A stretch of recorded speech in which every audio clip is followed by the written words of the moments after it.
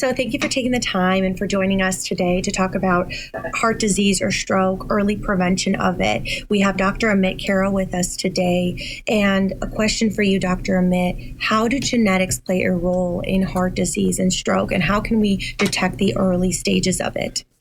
Yeah, thanks for the question. You know, heart disease remains the #1 cause of death in the United States, and a lot of people don't appreciate genetics. You know, maybe half of this is related to your genes and what you're inheriting. Now, today we're talking about lipoprotein A. It's a specific type of cholesterol that you inherit from your parents. Doesn't really have anything to do with your exercise or diet. It turns out about 1 in 5 people, or 60 million Americans, have an elevated lipoprotein A. You know, despite that amazing number, less than 5% have ever had it tested or screened. A real opportunity today that we're going to talk about. So we had Awareness Day of lipoprotein, and in honor of lipoprotein and the awareness of it, how can people detect the early stages of lipoprotein, and how can they detect it without knowing that they might have it? Yeah, you know, that's the point. It's a really easy test. It's just a blood test, nothing fancy. Currently, it's not standard, meaning your doctors generally won't test for it, but that's changing, and we anticipate in the future that, you know, it'll be widespread and pretty routine. You know, currently, we really think everyone should be tested for an elevated lipoprotein A because it's so easy to do, but those that would particularly benefit, if you have a strong family history of heart disease, if you've had a heart attack or stroke, or if you have high cholesterol, you really should, you know, ask your provider for that lipoprotein A testing. If you're getting some barriers because they're not familiar with it, you can go to the Family Heart Foundation website. With Lipoprotein A Awareness Month, there is some free testing available.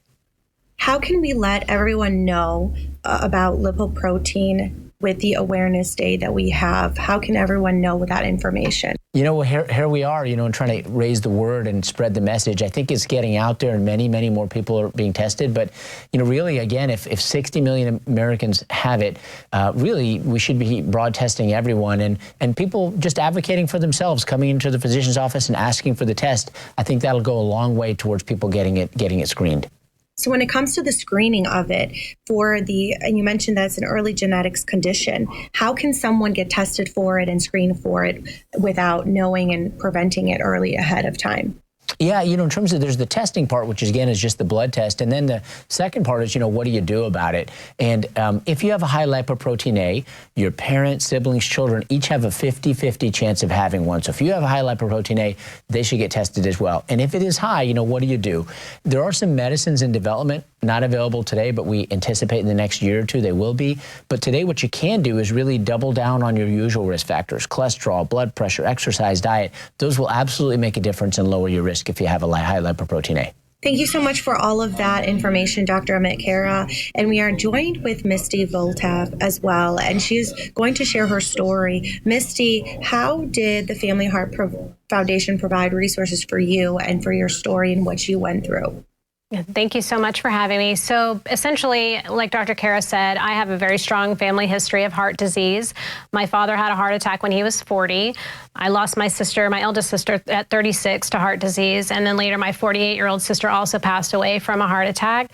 So then I thought, you know, I've got to figure out what's going on and how to fix it. And really, that's when I found out that I had elevated Lp(a).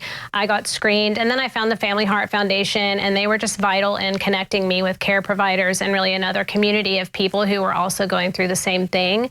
And it helped me to inform my family and get my own children screened, and both of them ended up having elevated Lp(a) too. So it was just kind of a platform for me to jump off of and have that information available to me that I couldn't find anywhere else. And Misty, when you got tested for it and you weren't really sure what it was or what's going on, what kind of suggestions do you have for those that are not sure that they might have it, and what else can they do besides getting screened for it?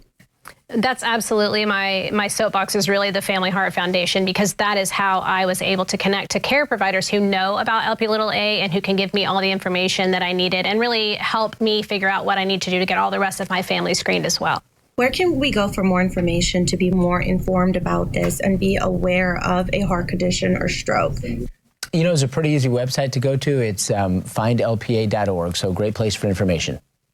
Thank you so much for taking the time and for joining us today to raise awareness worldwide of elevated lipoprotein, also known as LPA, Family Heart Foundation as well, and for sharing your story, Misty. You take care.